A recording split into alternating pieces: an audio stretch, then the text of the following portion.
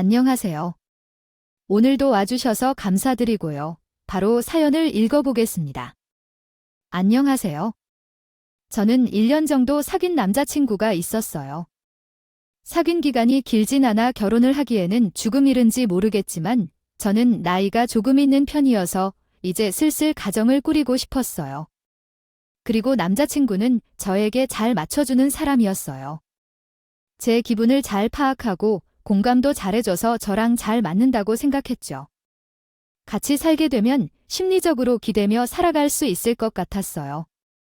사실 예비 신랑보다 제가 돈을 더 잘 벌었어요. 저는 네일아트와 속눈썹 시술을 하는 샵을 운영하고 있었거든요. 하지만 돈을 누가 더 잘 버는지는 크게 상관이 없다고 생각했어요. 둘이서 행복하게 살아갈 수 있다면 그게 중요하다고 생각했거든요. 둘이서 결혼을 약속한 뒤 예비 신랑이 예비 시어머니에게 소개를 시켜주었어요. 처음 뵈러 갔을 때 긴장을 하고 갔는데 예비 시어머니는 저를 참 예뻐하셨어요. 저를 보시더니 싹싹하고 열심히 산다며 좋아하셨고 아들이 나사 하나 빠진 것처럼 하고 다니는데 야무지게 옆에서 잘 챙겨줘서 고맙다면서 얼른 결혼을 하라고 성하셨어요. 저는 정말 고마웠죠. 제가 예비 신랑보다 돈을 더 잘 벌고 있다고 하니 굉장히 좋아하시는 것 같았어요. 예비 신랑에게는 여동생이 한 명 있었는데 여동생도 저를 언니 하면서 엄청 잘 달았어요. 저는 이렇게 저를 반겨주는 집안과 결혼을 하게 된 것을 기쁘게 생각했어요. 그런데 제가 결혼을 서두르지 못한 이유가 딱 한 가지였죠. 그건 바로 제 부모님의 가정사 때문이었어요. 예비 신랑은 우리 집 가정사를 대충 알고 있었지만 크게 문제 삼지 않았어요. 하지만 제 자신은 살아오는 동안 콤플렉스였기 때문에 신경이 안 쓰일 수 없었어요. 우리 집은 총 4명의 식구가 있었는데 4식구 모두 따로 살고 있었어요. 우리 집은 어릴 때부터 가난했어요. 아버지는 공사판에서 일했는데 몸을 다친 뒤 일을 할 수 없게 되었어요. 아버지는 알코올 중독이 되어 폐인이 되었고 엄마가 일을 해서 돈을 벌어보려고 했지만 이미 생긴 빚을 갚기에는 역부족이었어요. 결국 엄마는 아버지를 떠나 살게 되면서 우리 남매를 친척집에 맡기게 되었어요. 친척들은 제게 잘해주었지만 그것과 상관없이 항상 마음이 무겁고 불편했어요. 결국 저는 고등학생 때부터 혼자 나가서 살기 시작했어요. 살기 위해서 돈을 벌 수 있는 일은 다 해봤죠. 그렇게 일하다가 지금의 미용 기술을 익혔고 돈을 조금씩 모아 제 샵을 오픈하게 된 것이었어요. 제 가족은 어쩌면 서로가 서로에게 크나큰 바이러스가 될 수 있다고 생각했던 것 같아요. 그래서 다른 가족을 감염시키지 않으려고 애초부터 연을 끊고 산 것 같아요. 참 슬픈 일이었지만 한편으로는 고맙기도 했어요. 왜냐하면 가족들 모두 다른 가족에게 부담을 주지 않으려고 하니까요. 느슨하지만 연결되어 있는 가족이라고 생각하고 있어요. 엄마랑 사이가 좋지 않은 것은 아니어서 2달에 한 번씩 만나고요. 연락도 자주 해요. 아버지는 20년째 연락이 안 되고 있어요. 남동생도 종종 연락을 주고받았었지만 몇 년 전엔 잠수를 타고 연락이 끊겼어요. 일이 있어서 그런 것이라고 생각하고 있어요. 이런 제 배경 때문에 결혼을 서둘러 하고 가정을 꾸리고 싶은 것도 있었어요.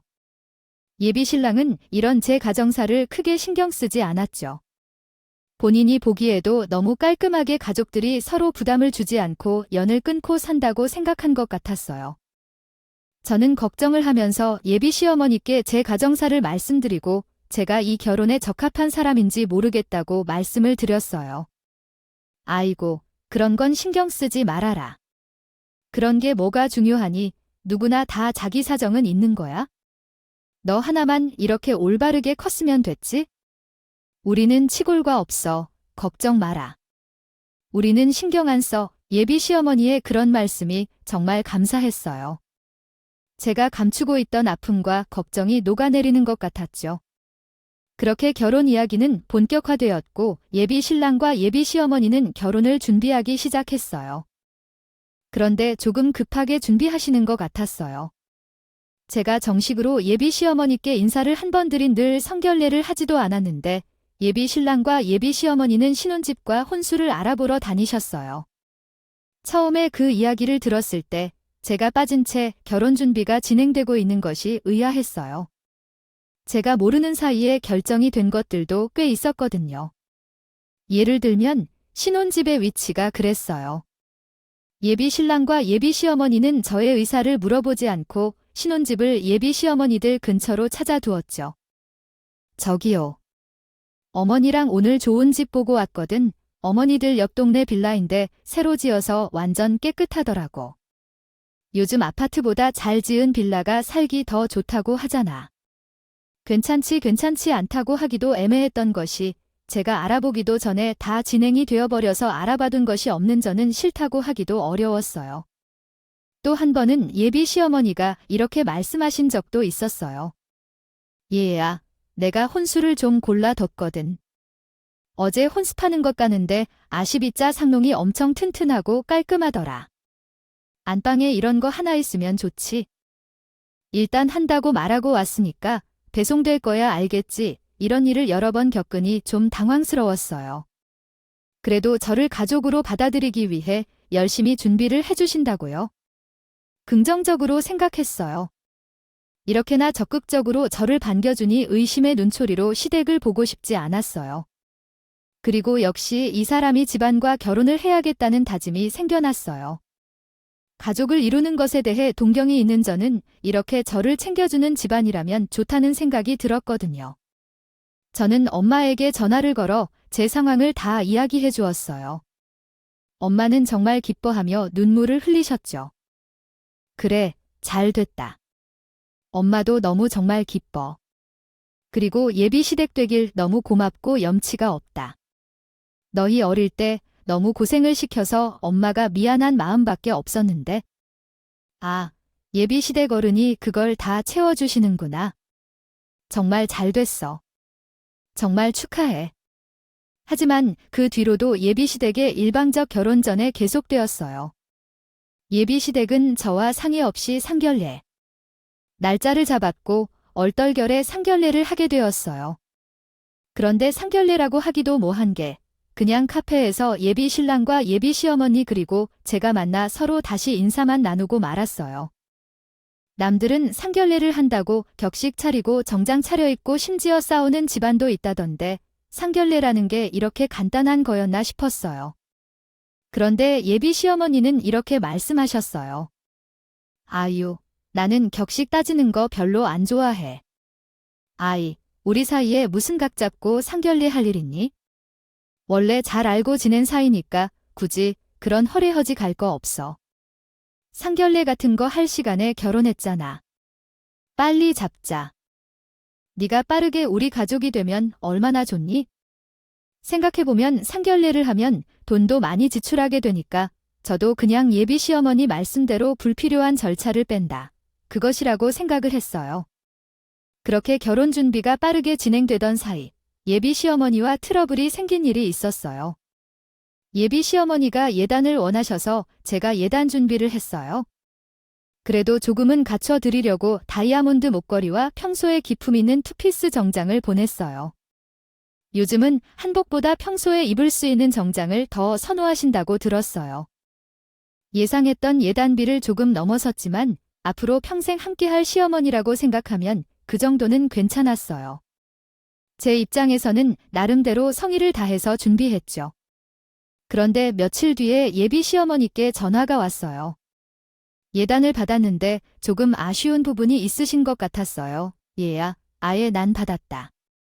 정말 고마워. 그런데 받는 입장에서 이런 말하기 뭐 하지만 목걸이가 있어야 반지도 세트로 있는 줄 알았는데 없더라.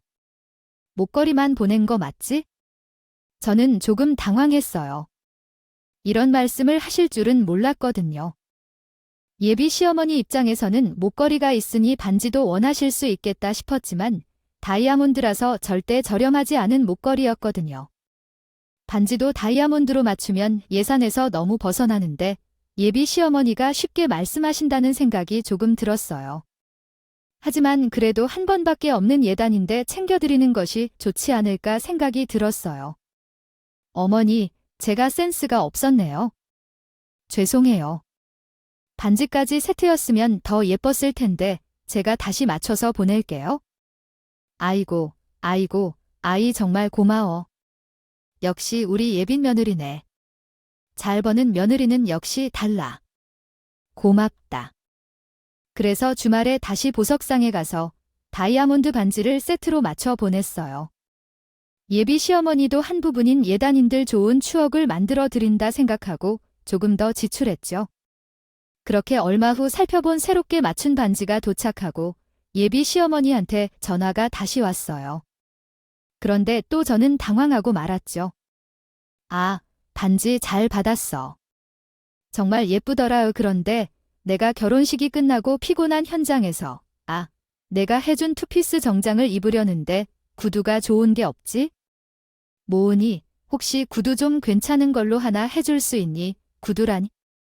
물론 적정한 가격선에 구두를 보낼 수도 있겠지만 결혼을 앞두고 예비 시어머니에게 그저 그런 구두를 보낼 수도 없는 노릇이었어요.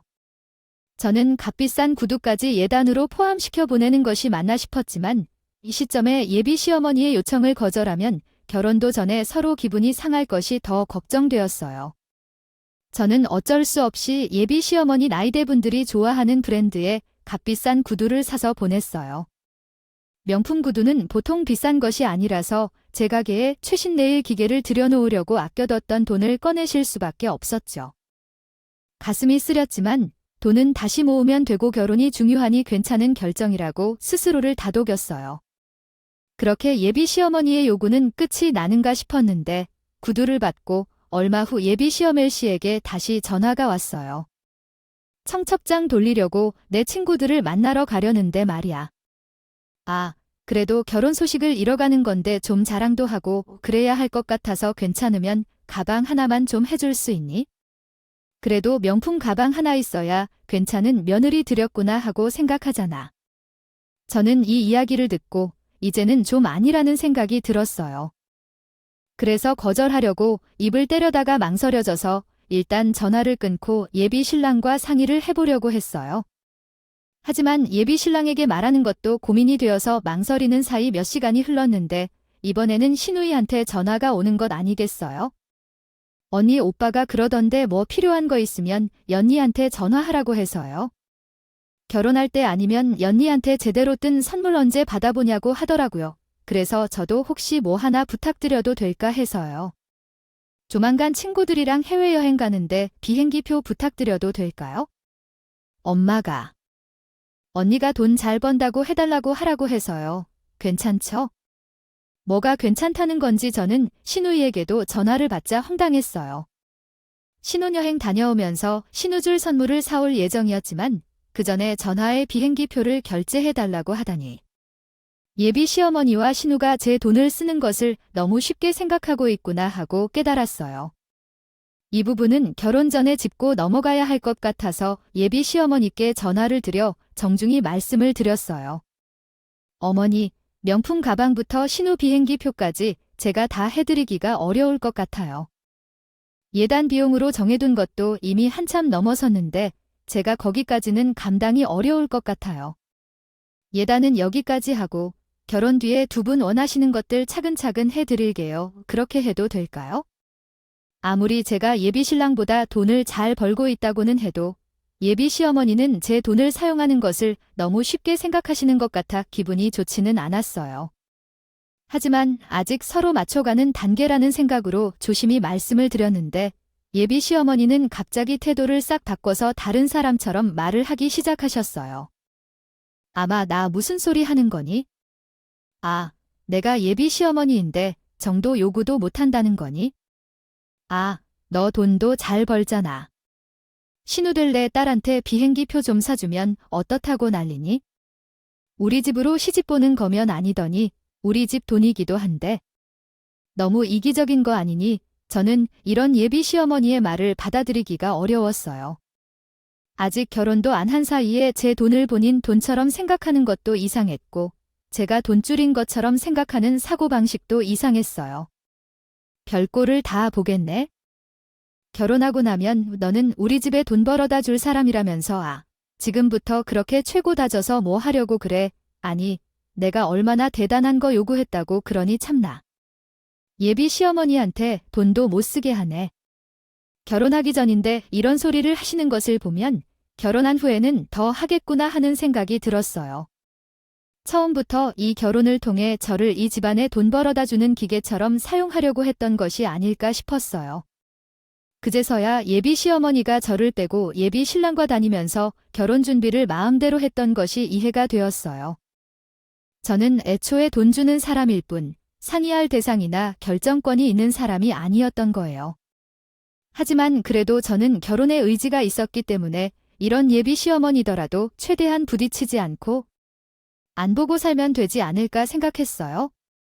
쉽지 않으리라는 것은 알지만 그래도 제 꿈이었던 가족을 이루는 것에 가까이 왔는데 여기에서 포기하고 싶지 않았어요. 예비 신랑에게도 예비 시어머니와 신우와 겪은 트러블에 대해 조심스럽게 이야기를 꺼내 보았는데 두 사람 다 고의로 그런 것은 아닐 거라는 대답을 들었어요. 이제 곧 결혼할 사이이니 그런 정도의 허물은 덮고 넘어가라고 말이죠. 저는 저를 ATM처럼 생각하는 듯한 예비 시어머니가 걱정이 되었지만 예비 신랑과 사는 것이지 예비 시어머니가 사는 것이 아니라고 생각하고 참고 넘어가려고 했어요. 그렇게 시간이 흘러 결혼식이 가까워지는 사이 예비 시어머니에게 한 통의 전화가 걸려왔어요. 나 그렇게 안 봤는데 나를 속인 것이 있더라. 아이 울 아들 이야기 들어보니 사돈이 굉장히 가난하다면서 나중에 너랑 우리 아들이 너희 엄마의 부양을 해야 할 수도 있다는 이야기잖아. 아, 그런 걸 왜 빼놓고 말하는데? 그런 줄 알았으면. 아, 내가 생각을 좀 해봤지. 아무래도 지금이라도 생각을 좀 해봐야 할 것 같다. 결혼은 준비하려는 걸로 하자. 제가 사기를 친 것 마냥 말씀을 하시는 것도 어이가 없었지만 가정사정을 신경 쓰지 않는다고 해놓고 이제 와서 결혼을 미루자고 하는 것에 어이가 없었어요. 저는 흥분을 가라앉히고 최대한 차분하게 말했어요. 어머님, 제가 가정사정에 대해서는 처음부터 말씀드렸던 것 같아요. 그리고 벌써 청첩장도 돌리고 예약도 다 끝났는데 결혼을 미룰 수는 없어요. 결혼은 진행할 예정이니 그렇게 생각해 주세요. 예비 시어머니는 의외로 별말 없이 전화를 끊었어요. 저는 저와 예비 신랑의 의지만 있다면 예비 시어머니의 태도는 큰 문제가 없을 거라고 생각해요. 되지 않을 것이라고 생각했죠.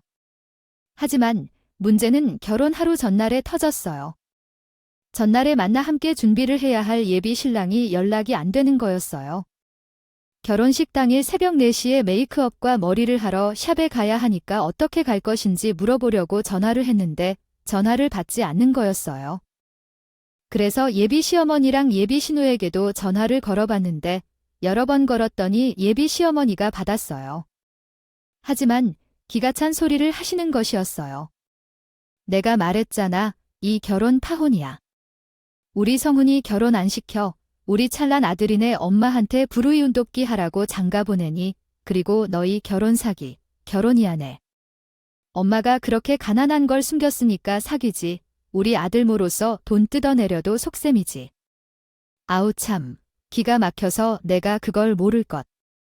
다 바라볼 상황인데 마침내 접쳤어요. 그냥 정말로 전혀 연락이 되질 않았어요. 이건 결혼식의 몇 시간 전인데 무언가를 나타낼 것으로 생각했어요. 그래서 다른 가운데 결혼식장으로 왔는데 결혼식이 몇 시간 남아있어도 예비 신랑이 아직 나타나지 않았어요. 그게 전화는 받지? 않은 예비 신랑에게 문자를 보냈어요. 사랑하는 사람, 어떻게 된 거야? 오늘은 우리 결혼식이야.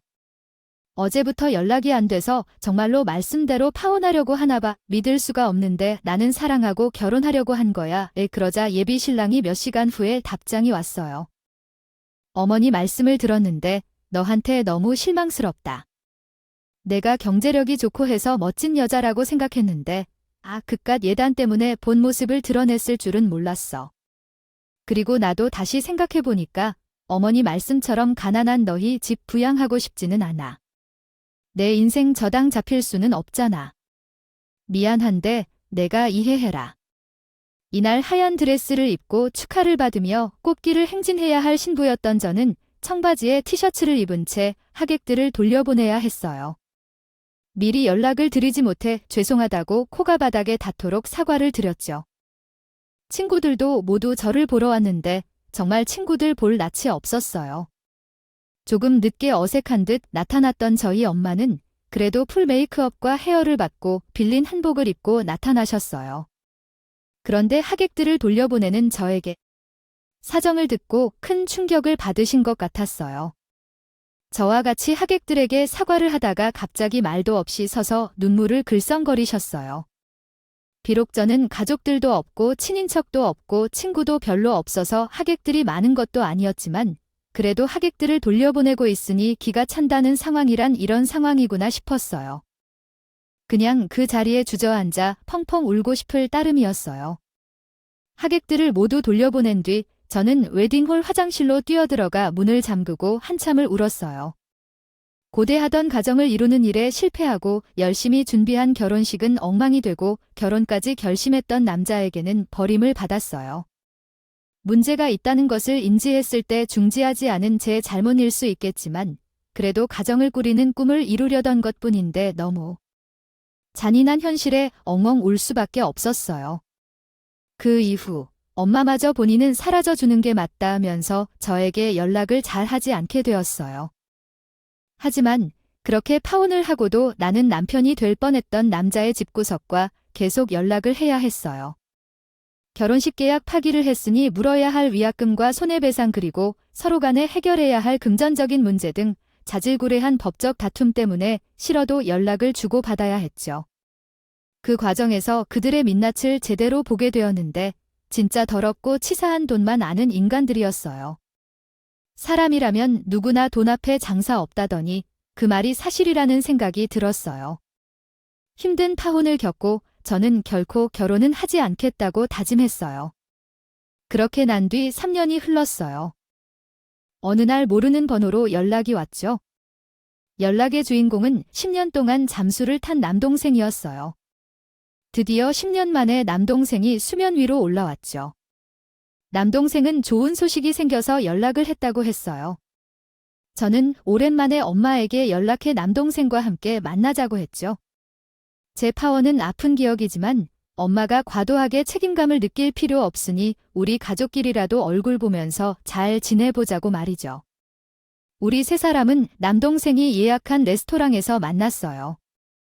오랜만에 만난 남동생의 좋은 소식은 한 개도 아닌 무려 2개나 있었는데 하나는 동생이 로스쿨을 졸업해 변호사가 되어 변호사 사무실을 개업했다는 소식이었어요. 원래 남동생은 대학을 못 갔기 때문에 로스쿨에 들어갔다는 것은 금시초문이었어요. 남동생은 대학을 안 가고 일을 시작했다가 대학에 가서 돈을 많이 벌 수 있는 일을 하고 싶어졌다고 했어요. 그래서 남들보다 조금 늦게 대학교 학위를 딴 뒤 로스쿨에 지난 후 변호사가 되어 경력을 조금 쌓은 뒤에 좋은 기회를 얻어 바로 공동 사무실에 개업했다고 했어요. 남동생은 원래 머리가 좋은 놈이기는 했는데 이렇게 잘 되었을 거라고는 생각조차 못했어요. 남동생의 이야기를 들어보니 가족도 없고 돈도 없이 로스쿨을 졸업하기 위해 정말 처절하게 살았더라고요. 공부를 다 하고 나서 아르바이트도 해야 했기 때문에 항상 잠이 부족해 틈만 나면 아무 곳에서나 졸았다고 했어요. 편의점 아르바이트를 하다가 손님이 없는 새벽 시간에 잠깐 눈을 붙이기도 하고 아침 신문 배달을 하고 나서 배가 고프면 전날 반쯤 남겨둔 햄버거를 먹었다고 했어요. 이 이야기를 듣는데 정말 안타까웠죠. 그래도 이제 변호사가 되어 당당한 남동생을 보니 너무나 다행이었어요. 그리고 두 번째 소식은 남동생이 개업하자마자 결혼을 하게 되었다는 것이었어요. 상대는 몇 번 만나자는 여성이지만 그 여성이 남동생을 너무 좋아하기도 하고 남동생도 저와 마찬가지로 가족에 대한 동경이 커서 결혼하자는 상대가 있을 때 빨리 결혼하자는 생각을 했다고 해요. 결혼 소식이라니 이것도 참 반가운 소식이었죠. 저희 세 가족은 몇 년 만에 만나 가족처럼 이야기 꽃을 피웠어요. 서로 과거 이야기를 하며 울기도 했다, 웃기도 했다 하면서 정작 6시간 동안 대화를 했어요. 그러다가 남동생은 우리에게 예비 신부를 보여주겠다며 사진을 꺼냈죠. 그런데 저와 엄마는 그 사진을 보고 바로 얼굴이 굳어졌어요. 그 사진 속의 여자를 알아보고 우리 두 사람은 기겁을 할 뻔했죠. 왜냐면 그 여자는 바로 저와 파혼을 했던 이전 예비신랑의 여동생이었기 때문이에요. 이전 예비신랑의 여동생은 그때도 돈 많은 남자를 꼬셔서 단물만 빼먹고 버리는 것을 즐기던 기집애였어요. 시집도 무조건 돈 많고 능력 있는 남자에게 가서 편하게 잘 살 거라고 말했던 애였는데 이런 애가 내 동생과 결혼을 한다는 게 너무 이상해서 악연도 이런 악연이 없다는 생각이 들었어요. 저는 일단 마음을 가라앉히고 동생에게 물어보았죠. 혹시 너희 예비 처가댁에 우리 친정에 대해 이야기를 드렸니? 그랬더니 동생은 과거 제가 예비 시댁이 그랬던 것처럼 자세한 설명을 하지는 않았고 대략적으로만 이야기를 했다고 해요. 혹시나 안 좋게 볼까 싶어서요. 그래서 제 이름을 말하거나 하지는 않았다고 했어요. 그러니 이전 예비 시댁도 남동생이 누나가 저일 거라고는 몰랐을 거예요. 저는 동생에게 지금부터 당혹스러운 이야기를 할 예정인데 진정하고 모두 들어줬으면 한다고 말했어요. 그리고 차분하게 3년 전 있었던 일을 모두 이야기해줬죠. 저희 엄마도 거들었어요. 모두 이야기한 다음 놀란 표정이 동생에게 물어보았죠. 혹시 저 여자를 많이 사랑하니? 꼭 결혼해야 할 상대라면 내가 반대하는 것은 옳지 못한 것 같아. 아니야, 누나 말해줘서 고마워. 사실 나도 결혼을 서두르느라 의심스러운 부분을 애써 무시하고 있었어. 결혼식 준비하면서 필요한 비용을 공동 통장을 만들어서 관리하기로 했거든. 어차피 결혼하고 나면 경제를 합칠 테니까. 그런데 예비 신부가 그 통장을 자기 혼자서 쓰려고 하고 나한테는 보여주지 않으려고 하는 거야? 통장에 얼마 남았냐고 물어도 잘 말해주지 않고 그냥 애써 잘 관리하고 있을 거라고 생각했는데 돈에 욕심이 난 거였구나. 그 돈을 어떻게 쓰고 있는지 모르겠어. 그것뿐만이 아니라 나한테 사달라는 거, 돈 달라는 게 많아서 나도 사랑보다는 급하게 하려고 했던 결혼이라 중지하는 것이 나을 것 같아. 동생은 10년 감수했다며 그런 집안인 줄은 전혀 몰랐다고 했어요. 우리는 혼자 임신 같은 곳으로 결혼하려던 것이 아니라서 정말 천만다행이라고 입을 모았어요. 그리고 이 결혼을 어떻게 중단시킬지에 대해 이야기를 나눴죠. 저는 당장이라도 전화를 해서 사실을 알리고 파혼을 하려고 했지만 머리가 좋은 남동생이 저를 제지했어요. 누나, 3년 전에 그런 일까지 당했다면서 그러면 이렇게 된 거 우리가 이걸 기회로 써먹자. 지금 전화하지 말고 상견례는 아래 다 같이 가서 복수를 패주자. 남동생은 아직 상견례를 하지 않았다고 했어요. 우리 가족 3명이 모여서 함께 상견례를 하고 싶은 마음도 있었는데 이번에도 예비 시어머니가 상견례 같은 것은 생략하고 빨리 결혼을 진행하자고 했다고 했어요. 그래도 남동생은 우리 가족들에게 제대를 연락을 하고 상견례를 하고 싶어서 예비 시어머니를 설득해 상견례 날짜를 잡아둔 상태였죠. 우리는 상견례 날짜를 향해 만반의 준비를 했어요. 3년 전 제가 겪었던 수모를 몇만 배 이상 갚아주리라 다짐을 했어요. 가만두지 않겠다고 생각했죠. 동생은 본인에게도 무기가 하나 있다고 했어요. 바로 이전 예비 시어머니가 소액 사기를 치고 다닌 것을 남동생이 알고 있다는 것이었어요. 예비 신부의 핸드폰을 통해 중고 소액 사기를 치는 것을 알게 되었는데 이전 예비 시어머니도 연루되어 있었다고 했어요. 그래서 그것을 상견례 며칠 전에 미리 신고를 해둘 예정이라고 했어요. 그리고 고대하던 상견례 날이 왔어요. 우리는 생견례, 어울린다고 하기는 어려운 검은색 정장을 입고 상견례 장소로 갔어요. 도착해보니 괘씸한 이전 예비 시댁 식구들이 기다리고 있었어요. 우리가 방으로 들어서니 처음에는 웃는 낯으로 일어섰다가 저와 엄마의 얼굴을 알아보고 놀란 표정으로 바뀌었어요. 그러더니 이전 예비 시어머니는 놀란 기색을 감추고 되려 화를 내기 시작했죠. 아니, 넌 뭐야? 여기는 어떻게 왔어? 오래전에 내 아들을 혼서 망쳐놓더니 우리 딸 상견례 자리에는 왜 귀엽다. 어떻게 알고 찾아온 거냐? 당장 꺼지지 못해 이전 예비 시어머니의 당당함에 저는 기가 찼죠. 저 뻔뻔함을 꾹꾹 밟아줘야겠다고 생각했어요. 그래서 저는 코웃음치며 말했죠. 어떻게 왔을 것 같아요. 제가 상견례 장소를 어떻게 알았겠어요? 뭐, 너 이젠 예비 시어머니와 예비 신랑은 그제서야 머리가 조금 돌아가는 듯 저와 엄마와 남동생을 번갈아 쳐다보다가 깜짝 놀라며 말했어요. 설마 우리 예비 신랑의 가족이야? 너가 그래 맞아요. 이제 눈치챈 것 같아요. 이제야 무슨 상황인지 파악이 되나 봐요. 이전 예비 시어머니는 얼빠진 표정으로 바라보고 있다가 상황을 수습해야겠다고 생각한 것 같아 갑자기 제 남동생에게 말하기 시작했어요. 사위 아니야. 저번 혼사 때는 너희 누나가 잘못을 했어. 아유, 우리 가족한테 거짓말을 했다니까. 우리는 그 거짓말을 깜빡 믿었지? 뭐야, 그래서 그런 거야? 다 사정이 있었으니까. 너희 누나가 무슨 말을 했고 믿지 마오. 거짓말이라는 건 저희 엄마가 가난해서 결혼시키기 싫다는 걸 말하는 건가요? 예비 시어머니의 말에 들은 남동생은 얼굴을 굳히고 말했어요. 예비 시어머니는 얼빠진 얼굴로 아무 말도 못하게 되었죠. 남동생은 예비 신부를 향해 말했어요. 어쩐지 이상했어. 나한테 돈을 달라고 하는 건 그래도 이해해 보려고 했지만 우리 결혼 비용은 어떻게 된 거야? 내가 직접 모두 확인해보니 결혼 준비가 아닌 것을 돈을 쓰고 있던데. 멀리 여행도 다녀오고 명품도 잔뜩 사고 그간 나를 속이니까 좋았어. 그러자 예비 신부도 벌떡 일어나서 소리치기 시작했어요. 아니야, 다 사정이 있어서 쓴 거야. 결혼하려면 알아볼 것도 많고 필요한 것도 많고. 그렇게 돈 다 쓰고 결혼식 비용 부족하면 돈 나한테 내놓으라고 할 생각이었나 봐. 나처럼 속여먹은 남자들이 몇 명이야. 내가 속는 걸 보면서 속으로 아주 재미있었겠어. 차가운 남동생의 태도에 예비 신부였던 그 여자도 얼어붙을 수밖에 없었어요.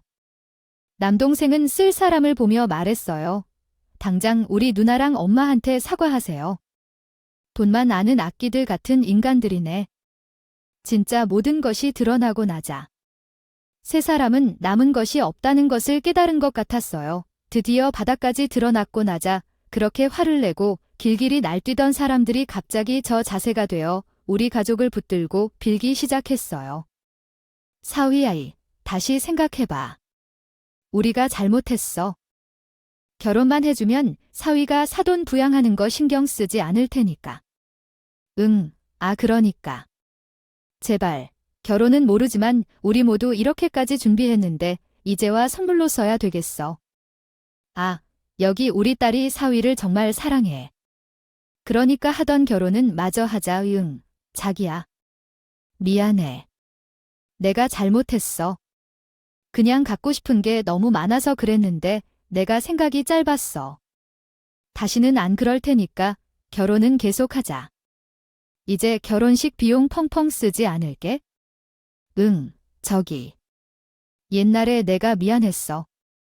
바온한 거는 사과할 테니까 동생 결혼에는 초지지 말자.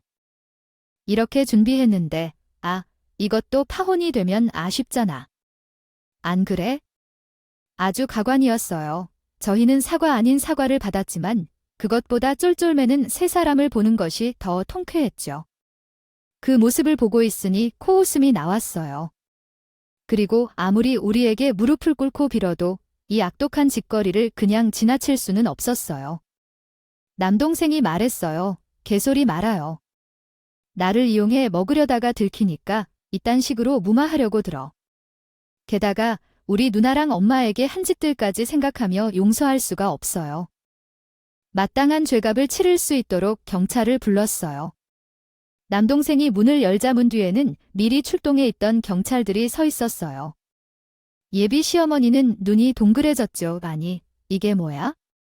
상결례가 무슨 죄라고 경찰을 불러? 상결례가 아니라 당신과 당신 딸이 그동안 치고 다닌 소액 사기에 대한 입건이에요. 사기를 너무 많이 쳐서 경찰이 출동해서 잡아가는 겁니다. 자, 이제 얌전히 경찰서로 가세요. 아니야, 이거나 당장 이거 뭐 없나. 사기꾼 모녀는 경찰에게 잡혀가면서 바락바락 소리를 질렀어요. 그 아들도 모녀의 꽃무늬를 쫓아 경찰서로 갔죠. 우리는 그 뒷모습을 보면서 오랜만에 시원하게 웃을 수 있었어요. 나중에 동생으로부터 그 모녀에 대해 듣게 됐죠에 되었는데 그 일로 추가 소액 사기가 몇 건 더 드러나면서 형을 면치 못할 거라고 하더라고요. 심지어는 5,000원 사기 치려고 했던 건도 있다고 했어요. 이 사람들이 이렇게 10,000원, 20,000원 사기를 쳤는데 사기당한 사람들도 10,000원, 20,000원으로 신고하기도 뭐해서 그냥 넘어가곤 했다더라고요. 이렇게 사기친 돈이 무려 3천만 원이나 됐다는데 아주 악질 중에 악질이었어요. 한 건씩 보면 소액이지만 이렇게 모아놓으니 거액이었고 그들은 제대로 벌을 받게 되었죠. 아주 속이 다 시원했어요. 똑똑한 남동생도 하마터면 이런 여자한테 깜빡 속아서 발목 잡혀 인생을 망칠 뻔했다며 정신 똑바로 차려야겠다고 하더라고요. 이제 저와 엄마, 남동생은 가까이 함께 살고 있어요. 남동생은 새로 오픈한 변호사 사무실 운영을 열심히 하고 있고 저는 저대로 잘 지내면서 같이 엄마를 부양하고 있습니다. 있어요. 둘 다 악연으로 인해 안 좋은 파혼 경험을 했지만 시간이 흐르면서 상처가 났고 새로운 사람을 만날 준비를 하고 있어요. 언젠가 나도 남동생도 행복한 가정을 꾸릴 수 있을 거라고 생각합니다. 누구에게나 쉽게 말하지 못한 제 이야기를 들어주셔서 감사합니다. 오늘도 끝까지 함께 해주셔서 감사하고요. 다음 영상으로 또 찾아뵙겠습니다.